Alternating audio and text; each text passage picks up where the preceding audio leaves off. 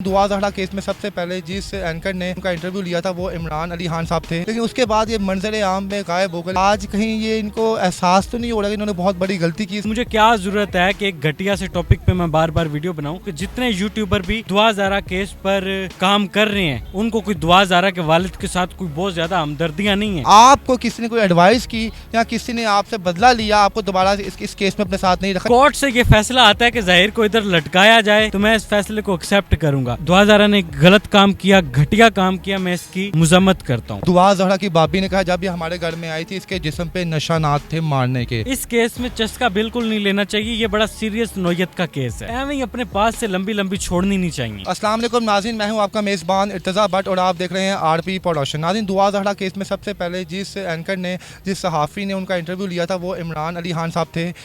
इनको बहुत फेम भी मिला, लोगों ने इनकी वीडियोस जो है धड़ाधड़ शेयर्स की और मिलियंस व्यूज़ में पहुंची, लेकिन उसके बाद ये मंजर आम में गायब हो गए। लेकिन बाकी यूट्यूबर्स जो है स्टिल दुआ ज़हरा का और ज़हीर अहमद का साथ देते रहे। आज मैं इनसे पूछूंगा कि आज कहीं ये इनको एहसास तो नहीं हो रहा कि इन्होंने बहुत बड़ी गलती की इस केस को पीछे हट के। काफ़ी यूट्यूबर्स ने इसमें पैसा भी कमाया, नाम भी कमाया और स्टिल कई यूट्यूबर इस केस से बहुत पैसा कमा भी रहे हैं। आइए इनसे तफसील में बात करते हैं। अस्सलाम वालेकुम सर। जी वालेकुम अस्सलाम। जी इमरान भाई, कैसे हैं आप? अल्हम्दुलिल्लाह बिल्कुल ठीक ठाक भट्ट साहब। अच्छा जी, अल्लाह पाक आपको खुश रखे। इमरान भाई, आप सबसे पहले यूट्यूबर थे जिन्होंने दुआ ज़हरा और ज़हीर अहमद का इंटरव्यू लिया और आप इंटरनेशनल लेवल तक आपकी वो वीडियो देखी भी गई। क्या वजह बनी कि आप दोबारा इस केस में नज़र नहीं आए और आपने लोगों से माफ़ी भी मांगी? मैंने माफ़ी बिल्कुल नहीं मांगी। आपको किसने कहा कि मैंने माफ़ी मांगी? आपने शायद कहा था कि मैंने गलती की इस तरह के वीडियो को एक्सपोज करके। एक दो सवालों पर मैंने कहा था, बाकी मुझसे कोई गलती नहीं हुई, मुझे माफ़ी मांगने की क्या ज़रूरत है। और केस से आपने कहा पीछे हो गया, केस से मैं इसलिए पीछे हो गया, मेरी ज़िंदगी में और बहुत सारे काम हैं, मैं और बहुत सारे काम कर रहा हूँ, मुझे फेम नहीं चाहिए, फेम मेरे पास है। लेकिन इमरान साहब, इस केस के ऊपर जिसने भी काम किया फेम तो उसको मिला ही मिला है, साथ पैसा भी बहुत छापा है उसने। आप कुछ यूट्यूबर्स हैं, आप भी बखूबी जानते हैं कि वो दिन रात इस पर बात करते हैं और डॉलर्स कमा रहे हैं। तो आपको नहीं दिल करता था आप भी डॉलर कमाएं, आप भी मजीद इसमें काम करें, या लोगों के कमेंट से आप लोग डर गए थे? नहीं, मैं कमेंट से नहीं, मेरी एक सेल्फ रिस्पेक्ट है। अल्हम्दुलिल्लाह मैंने बड़ा अच्छा काम किया, लोग मुझे पसंद करते हैं, मिलियंस में मेरी वीडियोस आपने देखी होंगी, अभी बड़ा अच्छा मेरा अल्हम्दुलिल्लाह चल रहा है। तो मुझे क्या ज़रूरत है कि एक घटिया से टॉपिक पे मैं बार बार वीडियो बनाऊं?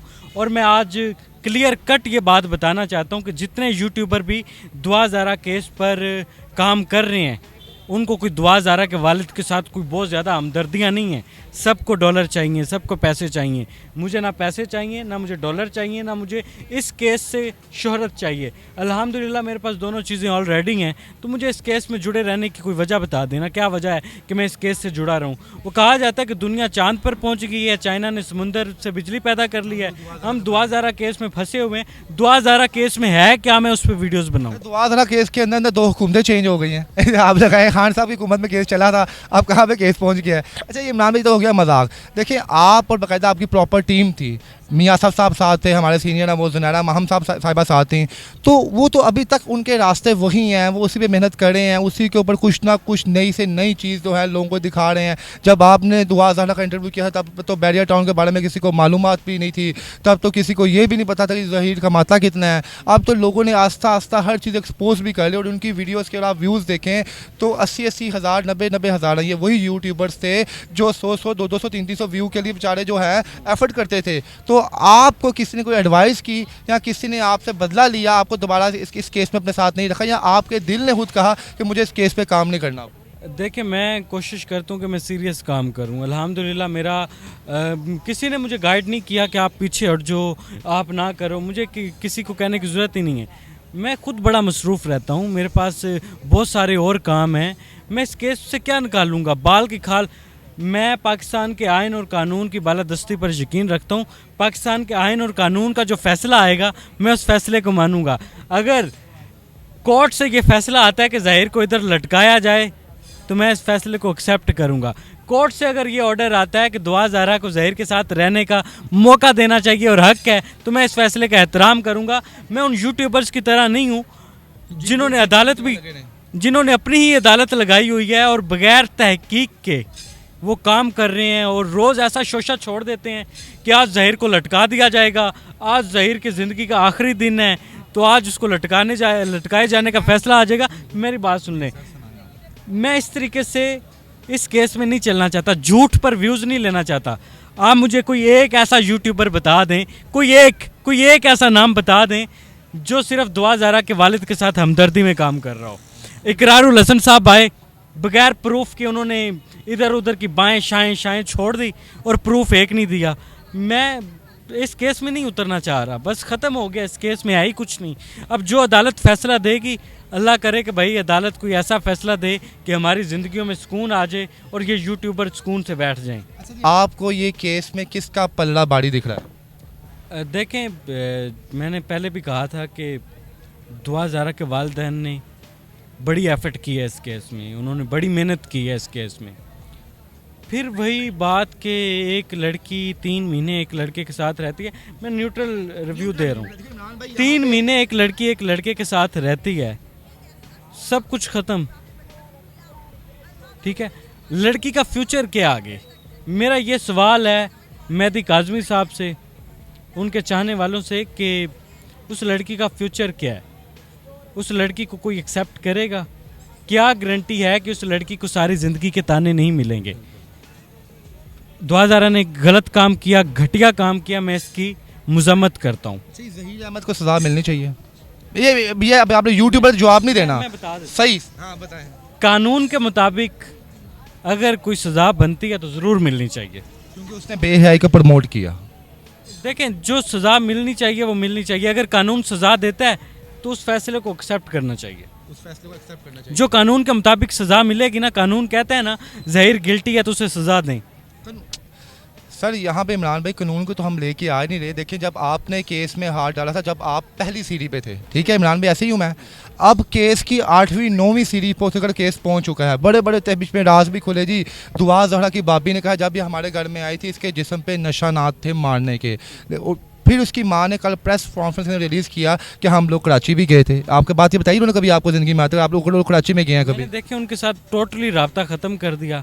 मैंने आपको बताया मैं मसरूफ़ आदमी हूँ। आप मेरा काम देखें, आपको दूसरा काम नज़र आ रहा होगा कि मैं काम कर रहा हूँ, मैं मेहनत कर रहा हूँ। आपने प्रेस देखिए इमरान भाई, मैं आपकी बात को इज्जत करता हूँ, रिस्पेक्ट, आप सीनियर ना माने, लेकिन ये केस ऐसा कि इंसान चस्के के तौर पे सुनते हैं आजकल तो कि क्या चल रहा है क्या नहीं। कल आपने प्रेस कॉन्फ्रेंस, लाजमी आपके बातों से कानों से कोई बात गुजरी होगी। मैं बता, इस केस में चस्का बिल्कुल नहीं लेना चाहिए। ये बड़ा सीरियस नौयत का केस है।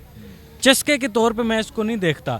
लोगों ने ड्रामेबाजियाँ की हुई हैं। एक वो पागल सी औरत भागी फिर रही होती है, वो ना उसे कोर्ट के रूल्स का आइडिया है, ना उसे कानून का आइडिया है, वो बस पागल हुई फिर रही है कि बस मुझे किसी तरीके से व्यूज़ मिल जाएं।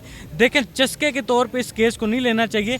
इस केस को, ये बड़ा ख़तरनाक नौयत का केस है। ये आपके बच्चों के फ्यूचर है, आपके बच्चों के फ्यूचर का मसला है। आप इस केस को इस नौयत से तो देखें, लेकिन मैं इंतज़ार कर रहा हूँ, मैं इंतज़ार इस चीज़ का कर रहा हूँ कि इस केस का फाइनली रिजल्ट क्या आता है, और जो रिजल्ट आएगा मैं उसको एक्सेप्ट करूँ। अच्छा जी, फिर मियाँ आसफ साहब के पास और ज़ुनैरा महम के पास जाएंगे आप दावत के लिए, अगर जो केस जो है दुआ ज़हरा के हक़ में आया? मियाँ आसिफ साहब सीनियर जर्नलिस्ट हैं, बड़े भाई भी हैं, मैं उनकी दिल से इज़्ज़त करता हूँ। तो उनसे तो उस केस के बाद क्या मैं तो अभी चला जाऊँ? उनके साथ ताल्लुक सिर्फ इस केस से वजह से। आप कोई सजेस्ट नहीं दे सकते किसी को? देखें, जैसे अब एक तरफ हारिस भट्टी साहब हैं, वो दुआ ज़हरा की फैमिली को सपोर्ट कर रहे हैं, दूसरी तरफ ज़ुनैरा जो स्टिल जो है अपने जो है उस पर अज़म पे है कि दुआ ज़हरा और ज़हीर अहमद सच्चे हैं। आपको क्या लगता है कि यूट्यूबर्स को भी अपने आप चेंज कर लेना चाहिए, हक़ की तरफ आना चाहिए?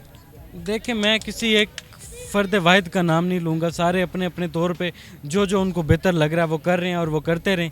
मुझे लगा कि यार, इंसान की अपनी सेल्फ़ रिस्पेक्ट होती है, इंसान को पीछे हो जाना चाहिए, ज़्यादा एक केस की बाल से खाल नहीं उतारनी चाहिए। और बहुत सारे टॉपिक्स हैं बात करने के लिए मुआशरे में, और बहुत सारी चीज़ें हैं जिनको डिस्कस करना चाहिए मुआशरे में। हमारे सिर्फ दुआ ज़हरा ही नहीं रहेगी, दुआ ज़हरा और ज़हीर का केस नहीं रह गया। इस केस का फैसला आप छोड़ दें, अदालत जो फैसला देगी, अदालत का जब फैसला आ जाएगा उसके बाद इस पर बहस बनती है। अच्छा जी, आज आपको वैसे पुरसुकून है अंदर से? आपका अच्छा हुआ है कि ऐसे मेरी जान छूटी है, मैं अपनी लाइफ में मगन हो गया हूँ, बाकी चीज़ों में बिजी हो गया हूँ, इससे यहाँ पे लगा रहता तो लोगों की गालियाँ भी सुनता, बैड कमेंट्स भी देखता, तो आज थोड़ा एहसास हुआ कि आपका फैसला अच्छा था, आप टाइम से पीछे हो गए? अल्हम्दुलिल्लाह मेरा फैसला अच्छा ही था। और कोई भी केस होता है तो उसमें मैं ज़्यादा वीडियोज़ नहीं बनाता, कोशिश करता हूँ हक़ाइक़ को सामने रख के उस पर काम करूँ। एवं ही अपने पास से लंबी लंबी छोड़नी नहीं चाहिए।